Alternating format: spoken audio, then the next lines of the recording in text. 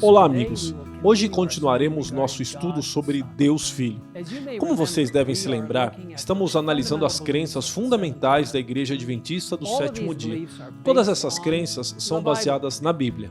Em nosso vídeo anterior, lemos na íntegra a crença número 4, intitulada Deus Filho. Mas se vocês quiserem revê-la, ou se ainda não ouviram, eu os encorajo a buscarem em adventistas.org/pt/institucional/crencas. Até agora, vimos passagens da Bíblia confirmando que Deus Filho, que é parte da divindade, existe desde a eternidade. Sua missão de salvação foi estabelecida antes que o mundo fosse criado. E seu nascimento e missão foram preditos na profecia bíblica. A Bíblia, em Gálatas 4:4, revela que Deus enviou seu Filho à Terra na plenitude do tempo. E quando Jesus começou seu ministério terreno, ele proclamou, conforme registrado em Marcos 1,15, que o tempo está cumprido. Esses textos revelam que a vida de Cristo estava em harmonia com as profecias anteriores. Mais de 5 séculos antes, por meio de Daniel, Deus profetizou o tempo exato do início do ministério de Cristo e o tempo de sua morte. Nós vamos explorar essa profecia mais detalhadamente em outro vídeo, mas se você quiser ler a profecia, você a encontrará em Daniel, capítulo 9. A profecia também dá detalhes específicos sobre a morte e ressurreição de Cristo. Talvez um dos capítulos mais pungentes de toda a Escritura seja Isaías 53.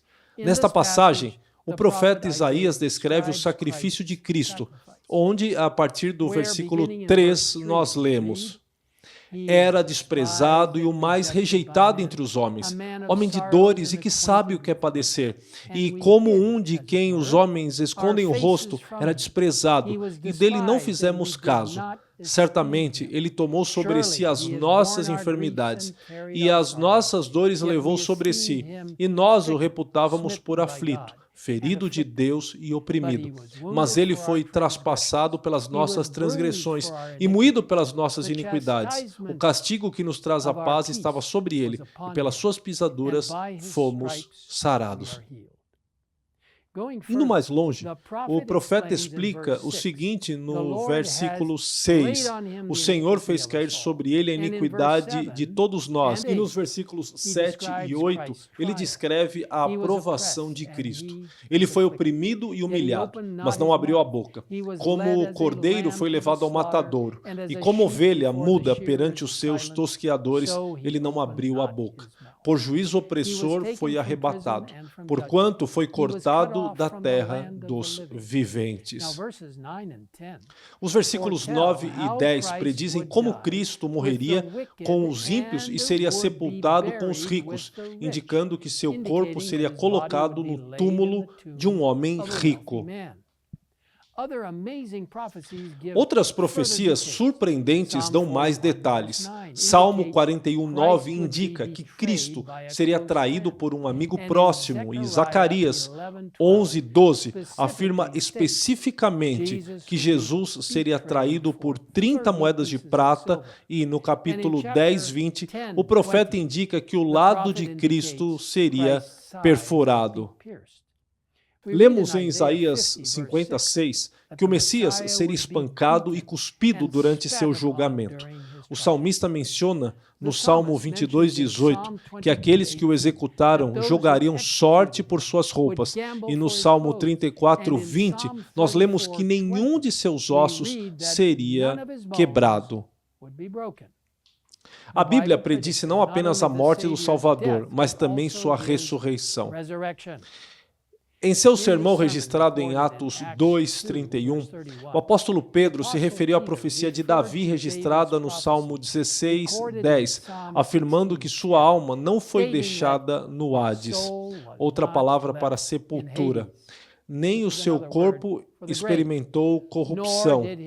Pedro então prossegue afirmando no versículo 32, a este Jesus Deus ressuscitou, do qual todos nós somos testemunhas. Paulo confirma que havia muitas testemunhas do Cristo ressurreto, afirmando em 1 Coríntios 15, de 3 a 7, o seguinte: antes de tudo, vos entreguei o que também recebi, que Cristo morreu pelos nossos pecados, segundo as Escrituras, e que foi sepultado e ressuscitou ao terceiro dia, segundo as Escrituras, e apareceu a Cefas, outro nome para Pedro, e depois aos 12. Depois foi visto por mais de 500 irmãos de uma só vez. Depois foi visto por Tiago, mais tarde por todos os apóstolos.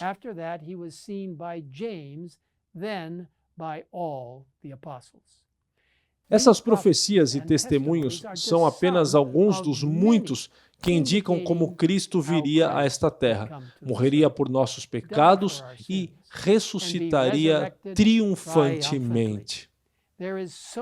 Há tanto para estudar a respeito de Deus Filho que não podemos cobrir tudo aqui.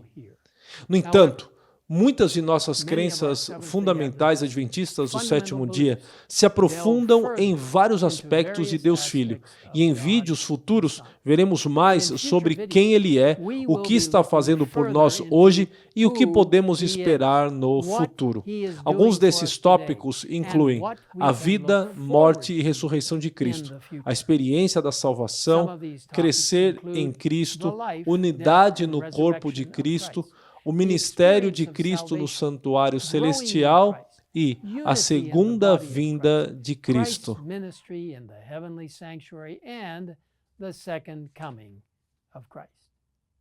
Como vocês podem ver, Deus Filho, Jesus Cristo, é central para quem somos e o que acreditamos como adventistas do sétimo dia.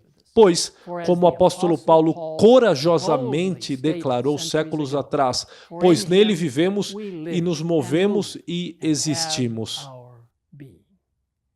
Ao contemplarmos quem é Deus Filho e tudo o que Ele fez por nós, eu gostaria de compartilhar com vocês um belo pensamento do incrível livro sobre a vida de Cristo, o desejado de todas as nações. Na página 24, a autora inspirada escreve o seguinte: desde que Jesus veio habitar conosco, sabemos que Deus conhece nossas provações e se compadece de nossas dores. Todo filho e filha de Adão pode entender que nosso Criador é amigo dos pecadores, pois em toda a doutrina de graça, toda a promessa de alegria, todo ato de amor, toda a atração divina apresentada na vida do Salvador na terra, vemos Deus conosco. Por sua humanidade, Cristo tocou a humanidade. Por sua divindade, Ele se apodera do trono de Deus. Como Filho do homem, Ele nos deu um exemplo de obediência. Como Filho de Deus, Ele nos dá poder para obedecer.